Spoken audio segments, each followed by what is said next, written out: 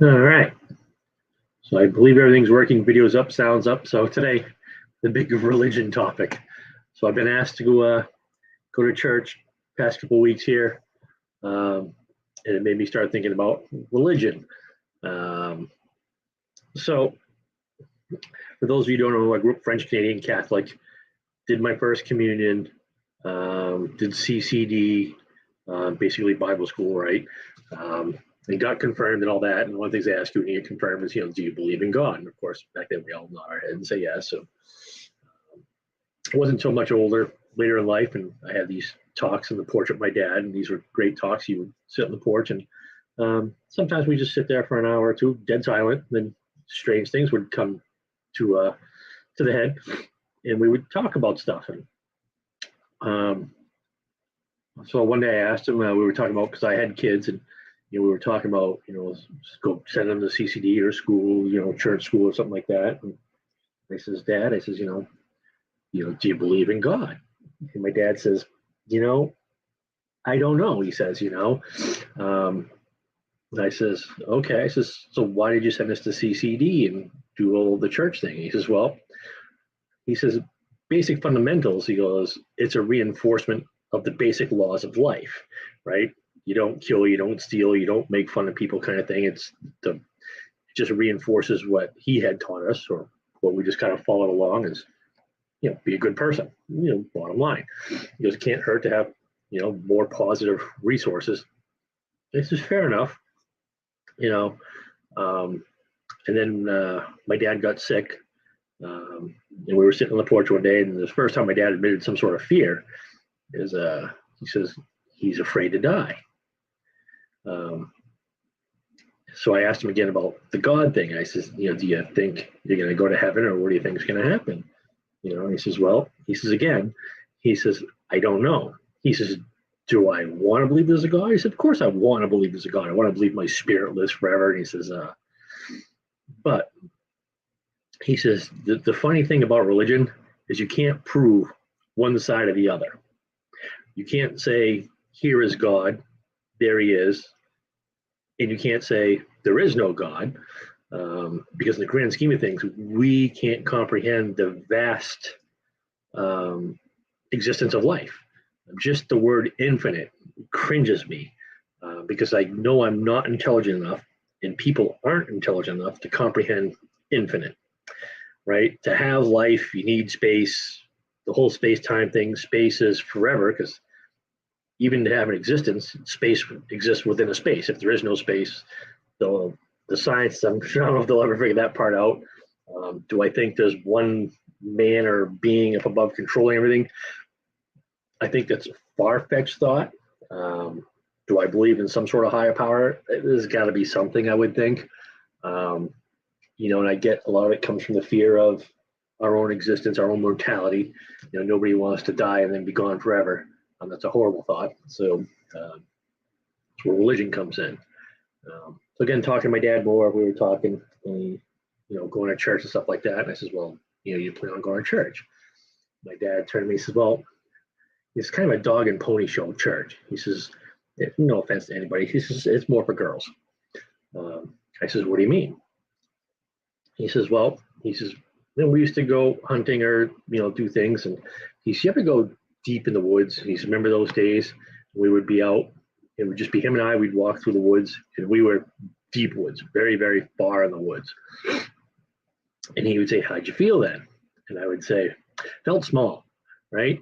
It's much like if you're in the middle of the ocean, you're in a boat cruising along the middle of the ocean, you realize the ocean is huge, right? And you have this overwhelming feeling of you're not in control. And there's many ways to experience this, being deep in the woods in the middle of the ocean. If you're in the middle of a storm, if you're in rapids are great, if you're the awesome power of water and nature, but just the power of nature makes you feel humble, I guess, and that there's a greater force out there than you. And my dad was always a big nature guy, and he would just say, this is where I find my peace, or my spirituality is me and earth. Earth, I can put my finger on, I can touch, I can experience. Who created the earth, how created the earth, doesn't matter. The fact is, you can feel very small, very empowered, but very insignificant. If you're in a very remote place by yourself, you realize just the awesome power of nature. And he says, that's where I find my most spirituality, because you can sit in the peace and quiet. It's just as, for better lack of words, God intended. Just you, trees, water, whatever it is, just out in the nature. So he says that's true spirituality. To go to a building and worship, some god through a man at the helm. He says it's dog and pony show, basically. He says it's a chance for people would get dressed up, put on their facades, right? This is not the real people. They put on their facades because they work 6 days a week or whatever. On Sunday, they put on their suit and tie, and they make pretend they're all fancy and clean, and they go to this building, and everybody gets along, and it's not real. It's a facade. And then you have this guy who's directing traffic. And don't get me wrong, I mean, church is great. You have some great stories.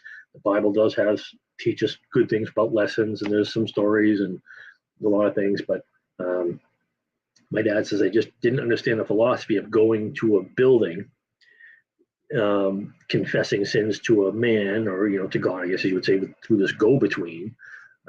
And he didn't understand the need for that go-between, because again, if you're in the middle of the desert and it's just you by yourself, that is more spiritual than going to some building to look at a guy in a robe and chant, sing songs and hymns and go through all these rituals.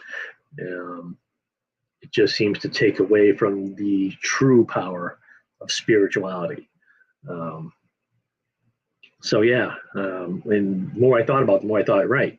And if you think about, they say a lot of the most wars are religious wars, right? Because then then you can kind of see the grasp of this dog and pony show. My religion is this, your religion is this. I celebrate by doing this. I celebrate by doing this. Well, you're doing it wrong. I'm doing it right. Again, it's a dog and pony show. Who's the greater spirituality person? And that's what confused my dad. And it's funny how he had these weird thoughts that just made you think like, I get it, So from then, I really didn't go to church. But I think you'll find if you go to a hike and you go on a mountaintop and you overlook all the different mountain range and how insignificant you are standing on top of a mountain, I think you'll find more spirituality there than you will in a church surrounded by people who have been gussied up and trying to make this presentation that, oh, look at me, I love God because I go to this place, and here I am showing everybody that I love God, right? Because that's an arrogance thing, right? I'm showing how much I love, and I love more than you or better than you, or look how good my kids pay attention and study school because they're good kids. They read the Bible, and so yeah, that's kind of my my thoughts on religion. So do I believe or not believe? I take my dad's approach. I can't confirm, I can't deny, but I have a basic set of rules I follow in life, right? I do what I can to help people. I don't hurt people. I keep my side of the street clean, as my wife would say. And I just do things, I try to do things, not always, that are right. Because, to do things wrong just isn't right. And it hurts people and yourself, and it's not a good thing. And at the end of the day, or at the end of my life, if there is a God and he's standing there waiting for me at the gates of heaven, and he doesn't want to let me in because I didn't go to church and sing Kumbaya and that stuff like that, I'm okay with that. At the end of the day, I was a good man. I did what I was supposed to do. Whether I found a calling, that's a whole other discussion we can get to or whatnot. But if anybody's going to refuse me for living a life because I didn't go to a church and celebrate, and I'm not buying it. I can't buy that. That there's an acceptance part after, and I think a lot of that just comes from, I don't want to say trying to scare people, but you're trying to guide people to do the right thing, and you hope there's a consequence for it. And sometimes you have to understand. Sometimes there's just no consequence. Life is life. What happens after life, we have no idea. Nobody can prove one way or another.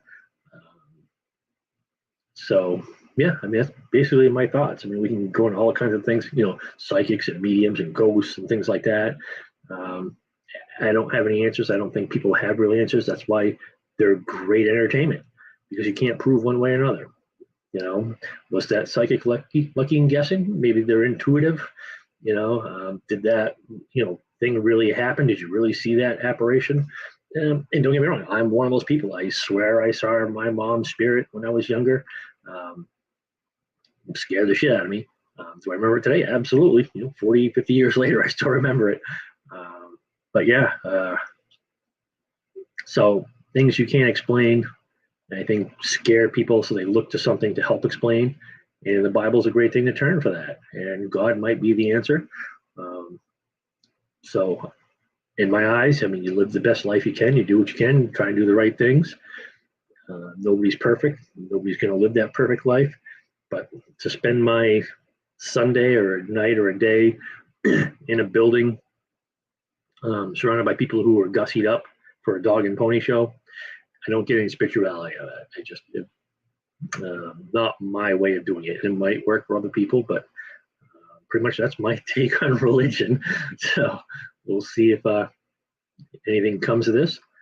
I'm sure my kids will get a good kick out of this because I never know what I'm going to say when it comes to stuff like this. So, hey, until next time, we'll talk later. All right.